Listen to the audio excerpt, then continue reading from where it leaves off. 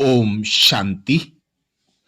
बाबा का फरमान है, आज की तमोगुणी प्रकृति, परिस्थितियों, माया के वार और अनेक आकर्षणों के प्रभाव से बचने के लिए सदा एक बाप की छत्र छाया के अंदर रहो।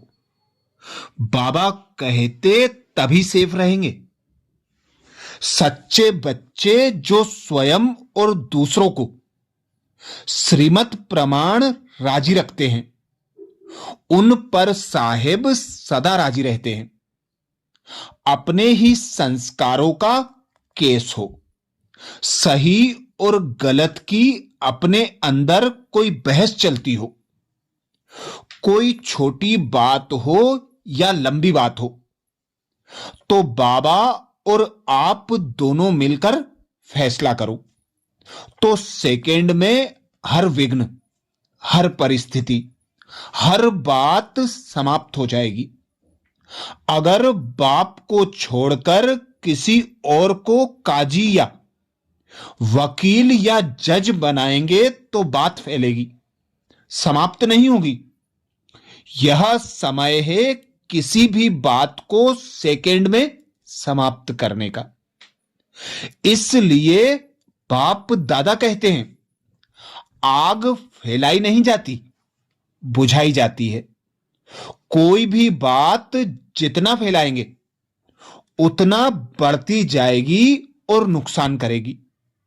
जैसे स्थूल आग करती है ना, जीवन में भी छोटी मोटी बातें वास्तव में भिन्न भिन्न विकारों की आग है, जिसे बाप को बताकर वहां ही बुझा देना ताकि फैले नहीं। कोई ना कोई ज्ञान का राज मिस करते हो, तब नाराज होते हो, चाहे स्वयं से या दूसरों से। बात को छोड़ किसी दूसरे को, बाबा कहते बाप को छोड़ किसी दूसरे को वकील बनाते हो, तो छोटी बात को भी बड़ा केस बना लेते हो। किसी तीसरे को अपनी समस्या सुनाना अर्थात घर की बात को बाहर निकालना। कोई भी बात हो, बाप जाने और आप जानो, तीसरा कोई और ना हो। इसीलिए बाप दादा कहते हैं, यह देह मिट्टी है, जब मिट्टी का कार्य करना है तब करो, लेकिन बाप से मिलने के समय देह के भान को छोड़ना पड़ता है।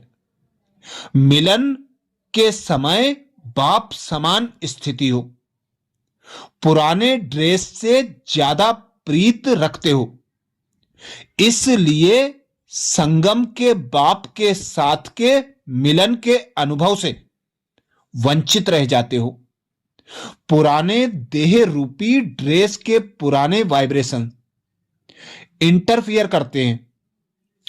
बाप के साथ की रूह रूहान का रेस्पॉन्ड क्लियर समझ नहीं आता। ऐसे में फिर औरों का अल्पकाल का सहारा लेना पड़ता है।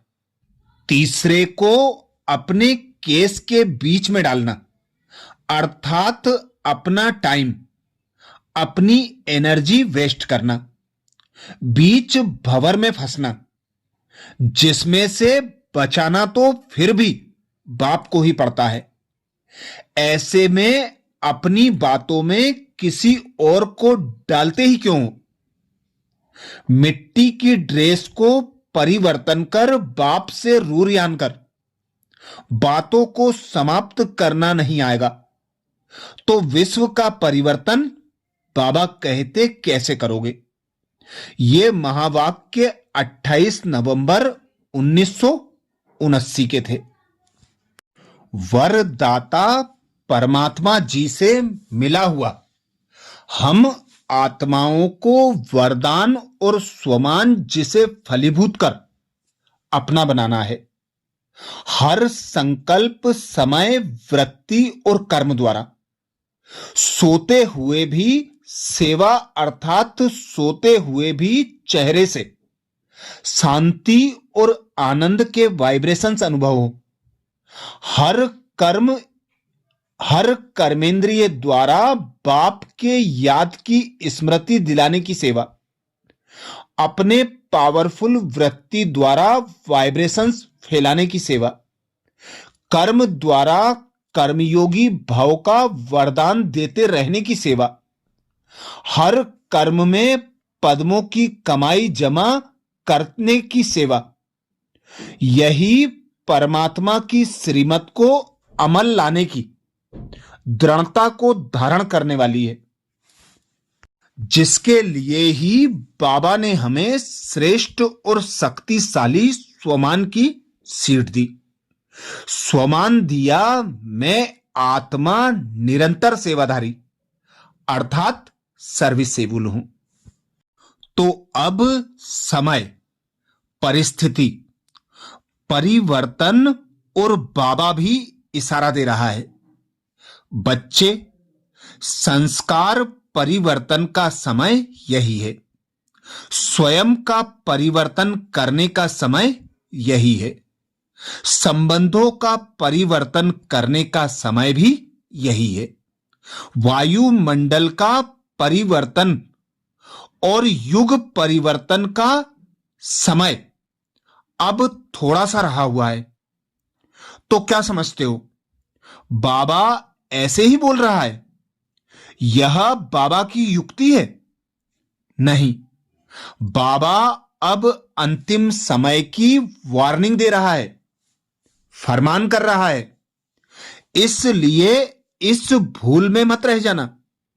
यदि आप परिवर्तन नहीं करोगे तो कोई और करेगा। इसलिए ही गायन भी है, जो करेगा सो पाएगा। अब अलबेलेपन के संस्कारों को खत्म करो।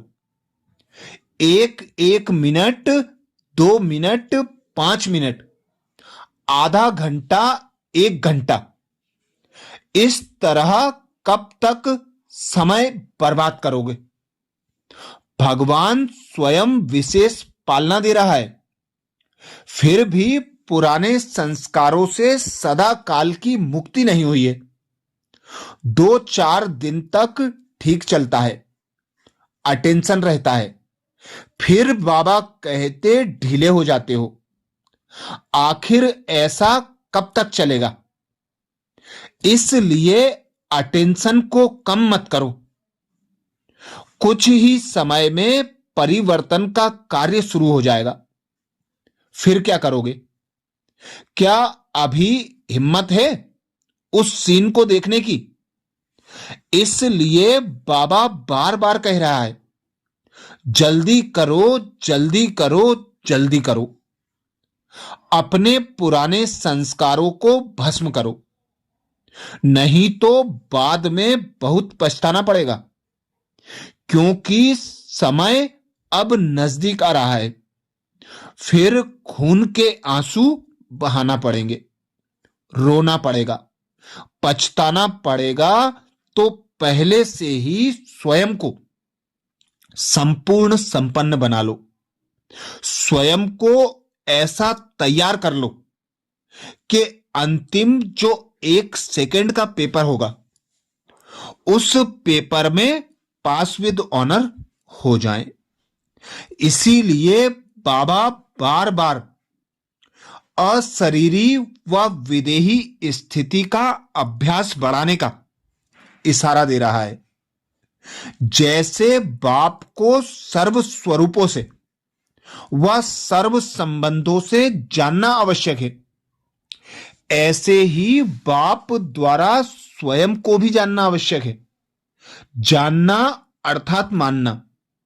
मैं जो हूं, जैसा हूं, ऐसे मानकर चलेंगे तो देह में रहते विदेही, व्यक्त में होते अव्यक्त, चलते फिरते फरिश्ता व कर्म करते हुए अंतिम कर्मातीत स्थिति को प्राप्त कर लेंगे।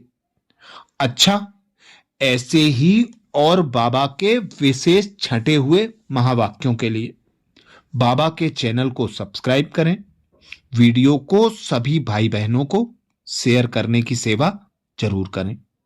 ओम शांति।